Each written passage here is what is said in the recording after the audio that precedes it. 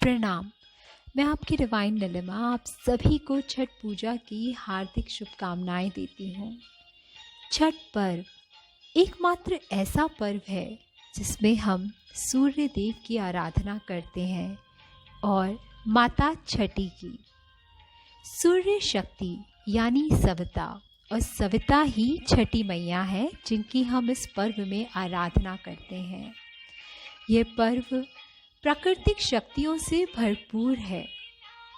आप जानते हैं सूर्य देव ही एक ऐसे मात्र देव हैं जिनके दर्शन आप रोज करते हैं और भरपूर मात्रा में आपको यही देव विटामिन डी भी देते हैं, जिससे हम बहुत सारे रोगों से भी बचे रहते हैं। पर जब से लोगों ने अपने आप को ज़्यादा घरों में बंद कर लिया है और सूर्य देव की किरणें यानी कि प्रकृति से ज़्यादा अपने आप को दूर कर लिया, उतने ही रोग ग्रसित हो रहे हैं।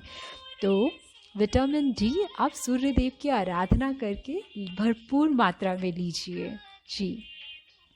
इस छठ पूजा में आप डूबते हुए सूर्य को भी अर्घ देते हैं षष्ठी वाले दिन।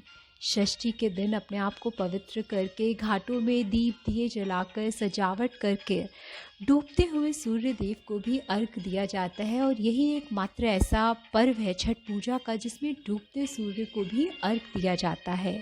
ये सिंबलाइज करता है कि जिस सूर्य देव ने जिन्होंने हमें पूरे दिन हमें प्रकाशित रखा अपने दिव्य प्रकाश से, अब वह निस्तेज हो रहे हैं। धीरे धीरे अपना तेज कम होता जा रहा है और वो डूब रहे हैं। फिर भी मैं आपको नमन करता हूँ क्योंकि मैं जानता हूँ आपने पूरे दिन मुझे अपने प्रकाश से प्रकाशित रखा ताकि मैं राह देख पाऊँ, मैं सब जगमगाती दुनिया देख पाऊँ।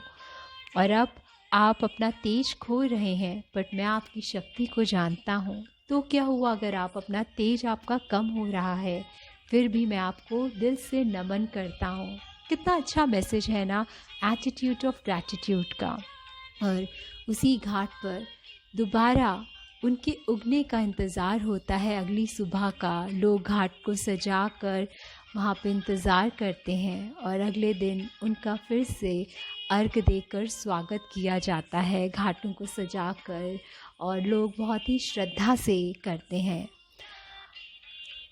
अगर हम माइथोलॉजिकली देखें तो सूर्य देव 7 घोड़ों पर सवार होते हैं और जो 7 घोड़े हैं उनकी 7 किरणों को बताती है।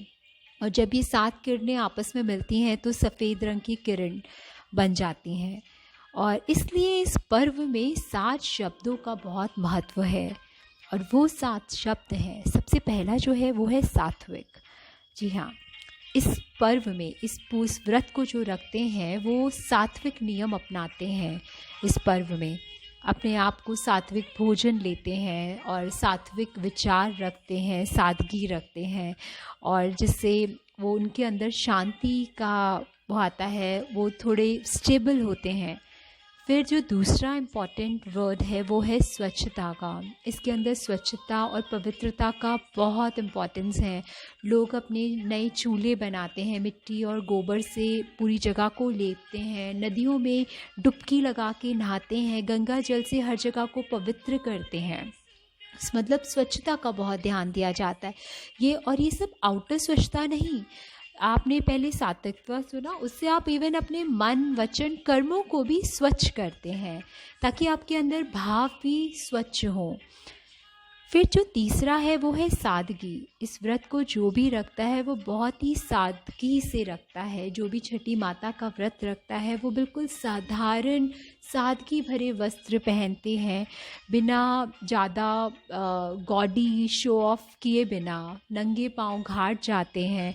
और फिर भी उनमें इतना दिव्य तेज होता है और इतना मतलब सादगी में भी रह के उनके अंदर का तेज मतलब उनके माथे पर वो जगमगा रहा होता है। चौथा है सहृदयता। हर कोई एक दूसरे के लिए सहयोग देने के लिए तैयार होते हैं इस पर्व में। किसी के पास कुछ कम हुआ तो दूसरा पूरा कर देगा, यानी बाहें फैला के खड़े रहते हैं और सबका व्रत बहुत ही अच्छे से मिलजुल के बहुत सुंदर तरीके से पूरा होता है। इस जो पांचवा है वो है संयमता। इस व्रत में संयमता का बहुत महत्व है। हर कोई एक संयम तरीके से इस पूजा को संपूर्ण करते हैं, संयमता लाते हैं अपने जीवन में। छठा है समर्पण। प्रकृति जी के लिए और सूर्य देव के लिए इसमें समर्पणता दिखाई जाती है, क्योंकि हर साल, पूरे साल या जब सब हम हैं, हमें प्रकृति ही माँ सब कुछ दे रही है ऋतुओं के हिसाब से, फल फूल। तो उनकी तरफ हमारी समर्पणता हम दिखाते हैं इस व्रत के थ्रू। और फिर जो लास्ट है वो है समरसता। सभी लोग एक ही रस में, एक ही भाव में एक साथ इस व्रत को संपूर्ण करते हैं। जी हाँ, इतना पवित्र, इतना दिव्य है ये छठ पूजा का व्रत। पहले तो हम सिर्फ बिहार में ही सुनते थे इस व्रत को, लेकिन अब इस कल्चर को जो जहाँ जहाँ गए हैं अपने काम से, इस कल्चर को लेके गए, तो अब आपको नेपाल, अमेरिका, यूके, दुबई, सब जगह इस व्रत की महिमा और इसकी शक्ति का लोगों को पता चला।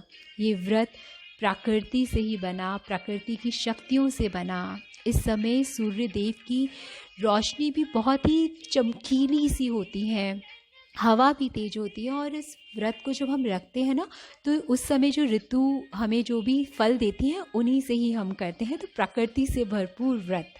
छठ पूजा की हार्दिक शुभकामनाएं आप